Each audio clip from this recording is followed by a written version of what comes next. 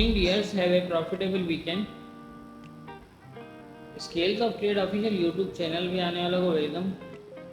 जैसा कि आप जानते हैं कि हमारी डेली की गोल्ड की एनालिस जो है वो फेसबुक पेज पे अपलोड हुआ करती थी, लेकिन वहाँ कुछ मामला ऐसे होने की वजह से वहाँ टाइम पर जो है वो हम अपलोड नहीं कर पा रहे थे डेली एनालाइज।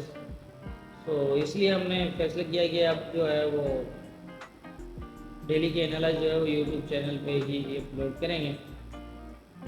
फ़िलहाल पेज को हमने जो है वो साइड में रख कर अब चैनल पे ही जो है वो नॉलेज की लर्निंग बेसिस जितनी वीडियो है या फिर डेली की गोल्ड की एनालाइज है वो हम लोग अपलोड करेंगे यहीं पे। तो आज का स्टार्ट करते हैं हम। जैसा कि मैंने पिछले वीक बताया था कि लास्ट में ही मैंने कहा था कि 1901 से लेकर और 1917 तक फ्राइडे के दिन मैंने कहा था कि ये मूव के ज़्यादा चांस होंगे।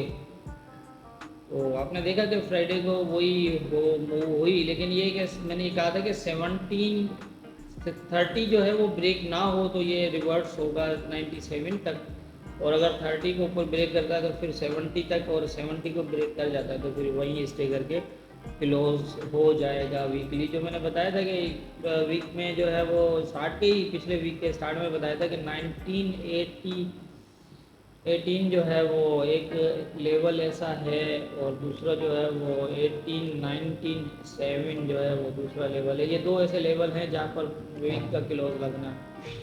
तो आप देखेंगे वो वीक का क्लोज वहीं जाके लगा है पिछले वीक।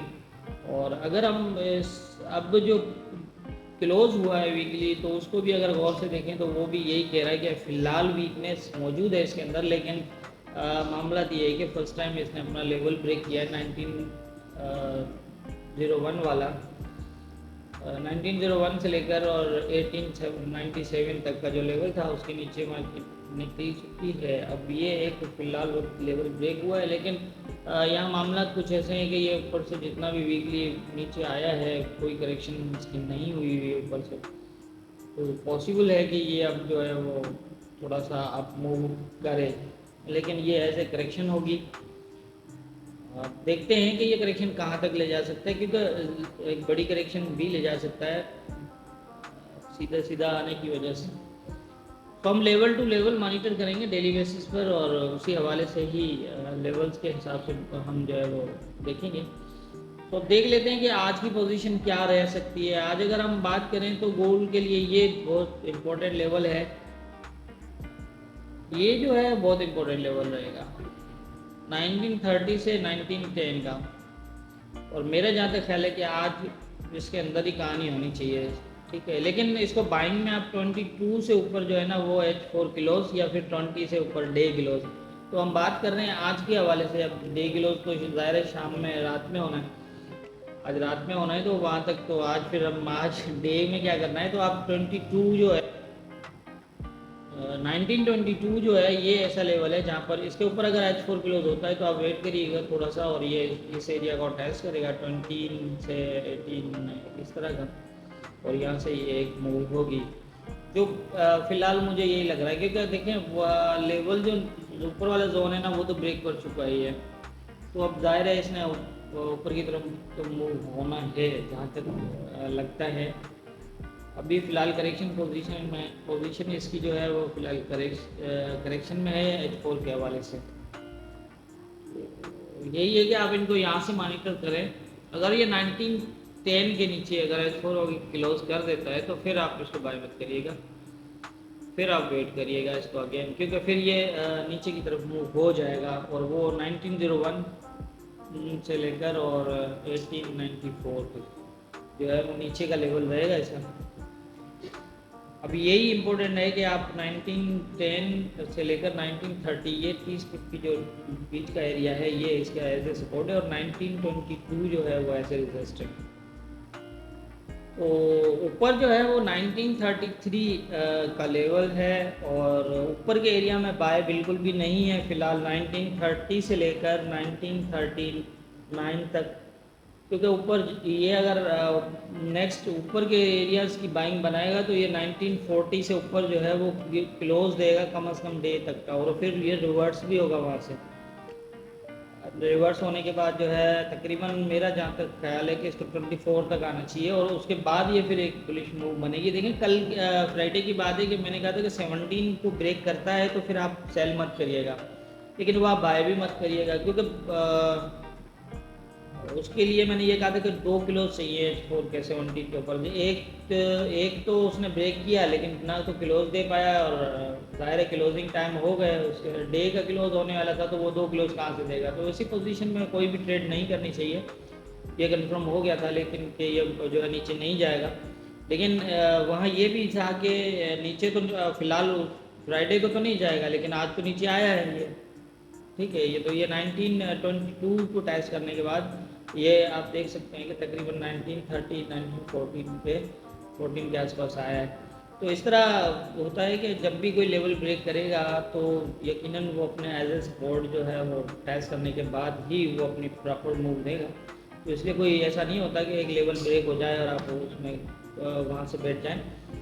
उसके लिए क्या होता है कि कुछ माइनर लेवल भी होते हैं, जो मैं पहले भी ऑलरेडी एनालिसिस के अंदर बताता हूँ कि ये माइनर लेवल है। अगर यहाँ से निकल नीचे का अगर सपोर्ट बनाता तो ये रिटेस्ट यहीं से लेगा, और ये बीच का जो माइनर लेवल है इसको ये इसको नहीं टेस्ट करेगा। तो ऐसी पोजीशन में जो है वो मार्केट जो है से निकल सकती है, लेकिन यहाँ पर ऐसा नहीं है। 1933 से लेकर 1939 ये बहुत ही इंपॉर्टेंट लेवल एरियाज़ हैं।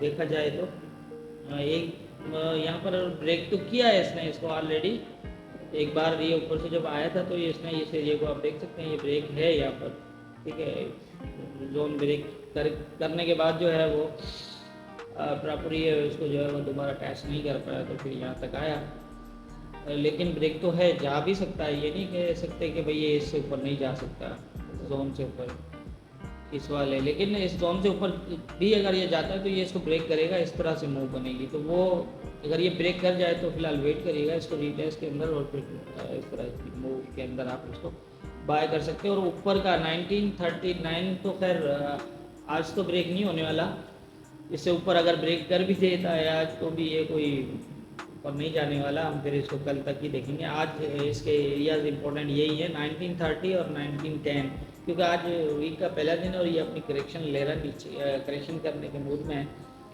तो इसके अंदर हो सकता है कि इस एरिया को एज ए सपोर्ट ले, क्योंकि ऊपर जो है 1922 को जो है इसको शेडो ब्रेक किया हुआ है इसने, और कोशिश होगी इसकी कि इसके ऊपर क्लोज लगाए। और अगर ये 1930 से लेकर 1910 को सपोर्ट कर लेता है और 1920 से ऊपर H4 क्लोज करता है, तो फिर ये अगेन जो है 1917 को टेस्ट करने के बाद ऊपर 1930 के पास जा सकता है। तो इस तरह की ट्रेड बन सकती है। नीचे सेलिंग फिलहाल 1910 से नीचे नहीं है, तो सेलिंग फिलहाल इस एरिया में बिल्कुल भी नहीं करना। हाल आज के जो लेवल्स थे वो तकरीबन मैंने क्लियर कर दिए हैं। इन्हीं लेवल्स के अंदर ही मार्केट आज की वो हो सकती है। बाकी मज़ीद क्या सेटअप बनता है वो हम आज के डे क्लोज के बाद देखेंगे।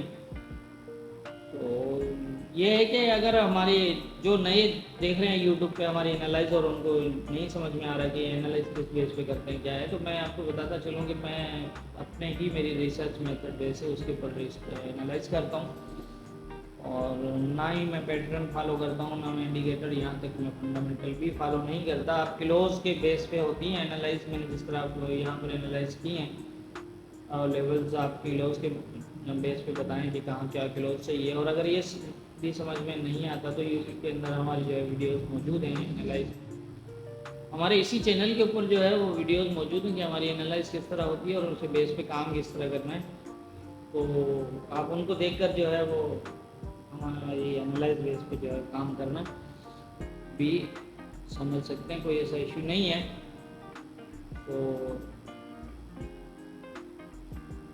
जितनी मेरी समझ थी उसके हिसाब से मैंने बता दिया है, बाकी होना क्या ये तो ऊपर वाला बेहतर जानता है। तो हमें याद रखिएगा।